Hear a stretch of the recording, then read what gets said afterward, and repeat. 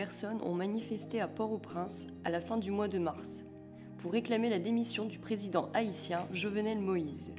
Plusieurs centaines de femmes ont défilé pour dénoncer la violence des gangs et l'instabilité politique. Nous ne pouvons pas vivre dans fatra, nous ne pouvons pas vivre, nous pas de l'eau, nous ne pouvons pas vivre, nous pas d'électricité, nous ne pouvons pas vivre, nous perdons les petites nous l'école, nous ne pouvons pas vivre, pour kidnapper les petites nous. C'est pour moi qui est possible dans le pays. L'enlèvement de 7 religieux catholiques, dont 2 Français le 11 avril, marque un pays en proie à l'insécurité. Joe Biden a annoncé le retrait de l'armée américaine en Afghanistan le 11 septembre 2021 pour conclure une guerre sans fin. Le président a choisi une date symbolique qui marque le 20e anniversaire des attentats de New York et de Washington pour mettre fin aux opérations. Le départ de plus de 3000 soldats américains qui restent dans le pays débutera le 1er mai en coordination avec les alliés de l'OTAN. Le vaccin américain Johnson & Johnson arrive en France et sera administré aux plus de 55 ans, comme c'est déjà le cas pour le vaccin d'AstraZeneca. La livraison de ce vaccin, également appelé Janssen, a débuté ce lundi dans les pays de l'Union européenne, selon la Commission européenne et le groupe pharmaceutique américain. Malgré sa suspension ce mardi 13 avril aux États-Unis, après de rares cas de caillots sanguins sévères, le plan de vaccination français reste inchangé.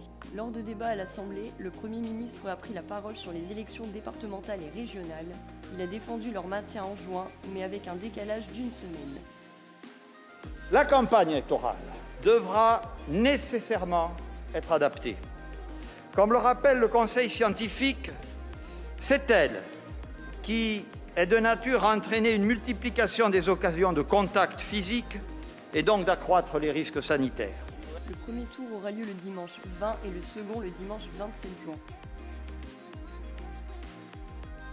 Jean Castex a également annoncé ce mardi la suspension jusqu'à nouvel ordre de tous les vols entre le Brésil et la France en raison de l'inquiétude autour du variant brésilien du Covid-19.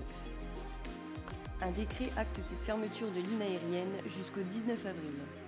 Le Brésil est le 2e pays le plus touché par la pandémie de Covid-19 après les États-Unis. Les hôpitaux sont saturés et la majorité des Brésiliens souffrant du Covid-19 en soins intensifs ont désormais moins de 40 ans. Selon une étude de Santé publique France, près de 40 000 décès sont liés chaque année à une très forte exposition aux particules fines. Ainsi, l'exposition à la pollution de l'air ambiant représente en moyenne une perte d'espérance de vie de près de 8 mois pour les personnes de 30 ans et plus. Le premier confinement décrété au printemps 2020 et la baisse du trafic qui s'en est suivi ont permis d'éviter 2300 morts en France.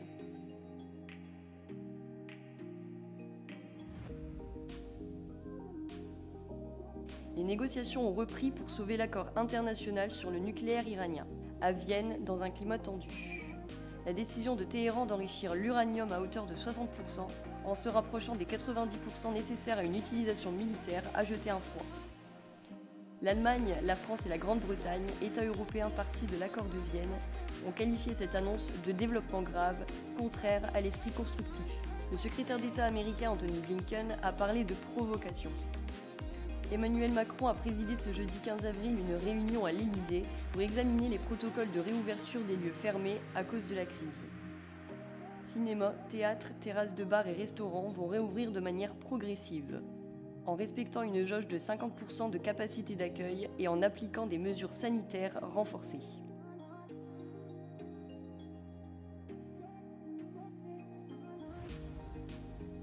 L'Assemblée nationale vient d'adopter en dernière lecture la proposition de loi contre les violences sexuelles sur les mineurs.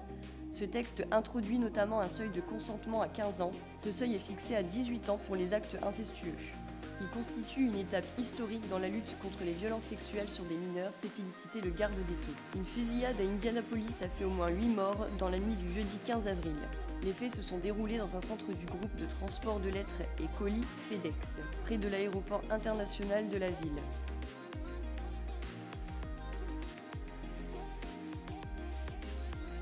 Le tireur présumé se serait donné la mort et plusieurs personnes ont été hospitalisées.